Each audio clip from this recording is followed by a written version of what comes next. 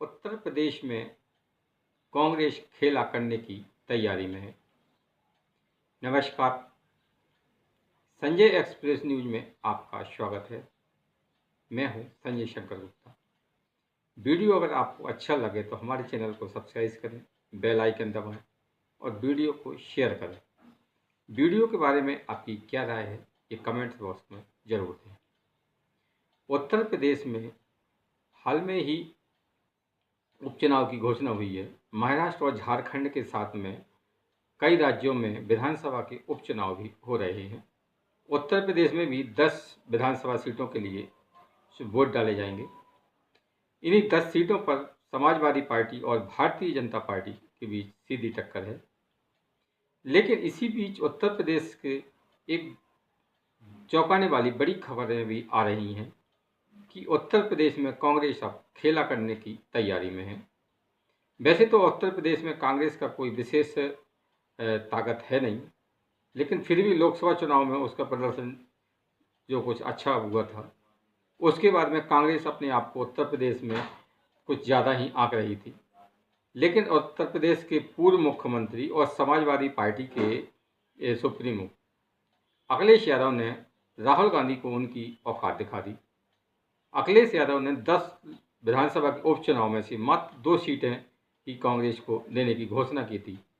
कांग्रेस के जवाब का इंतजार किए बिना या सीटों पर उनसे बातचीत किए बिना ही अखिलेश यादव ने अपनी 8 सीटों पर अपने उम्मीदवार घोषित कर दिए थे। इससे कांग्रेस नाराज हो गई थी और अब कांग्रेस ने यह निर्णय किया है कि वो उत्तर प्रदेश में उपचुनाव में एक भी सीट पर चुनाव नहीं लड़ेगी। यानी कि अब अखिलेश 10 की 10 विधानसभा सीटों पर अकेले ही अपने दम पर चुनाव लड़ेंगे। हरियाणा में जीत के बाद में भारतीय जनता पार्टी का उत्साह आसमान पर है और अब वो फिर से एक बार लोकसभा के ये विधानसभा उपचुनाव में अच्छी जीत हासिल करना चाहती है। महाराष्ट्र और झारखंड में भी भाजपा की स्थिति बहुत अच्छी है और दोनों ही राज्यों में ये सूत्र बता रहे हैं या जो आंकड़े आ रहे हैं उससे भाजपा सरकार बना सकती है। महाराष्ट्र में फिर से भाजपा की यदि महायुति की सरकार बन सकती है तो झारखंड में भाजपा अपने दम पर सरकार बनाने की स्थिति में है। अब बात करते हैं यूपी। यूपी में अखिलेश यादव ने जिस तरह से कांग्रेस को साइडलाइन कर दिया, उससे कांग्रेस बहुत नाराज है।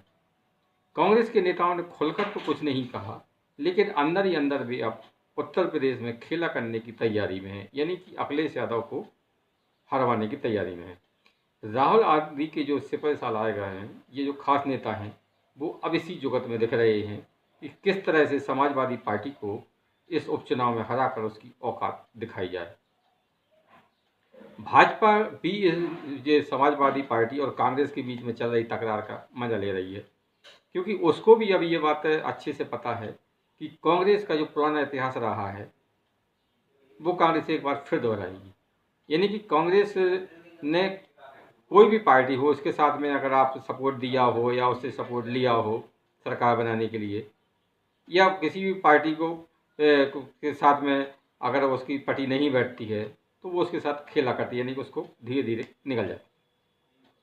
तो अब उत्तर प्रदेश में जो समाजवादी पार्टी के सुप्रीमो हैं वो अपने आप को 27 का सत्ताधीश बता रहे हैं, उनके कार्यकर्ता। लेकिन 27 तो भी बहुत दूर है, 2027। उसके पहले ही उपचुनाव में ही कांग्रेस खेला कर देगी। कांग्रेस का इतिहास उठा के देखें तो कांग्रेस ऐसा करने में माहिर है।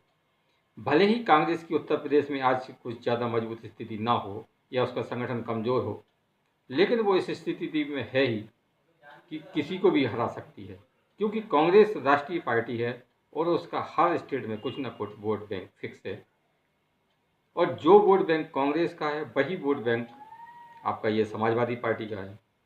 एक समय पर समाजवादी पार्टी का जो वोट बैंक हाथे आया है वही वोट बैंक पहले कांग्रेस का, यानी कि मुस्लिम और आग आपका पिछड़ा और दलित वोट, ये सभी वोट एक समय कांग्रेस के थे।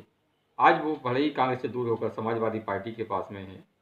हालांकि दलित वोट तो आज भी मायावती को जाता है, लेकिन आपके ये अखिलेश यादव मुस्लिम, यादव और अन्य ओबीसी जातियों के आधार पर ही कुछ ये अपने चुनाव जीतते रहे हैं। लेकिन अब इस उपचुनाव में खेला होना लगभग तय है।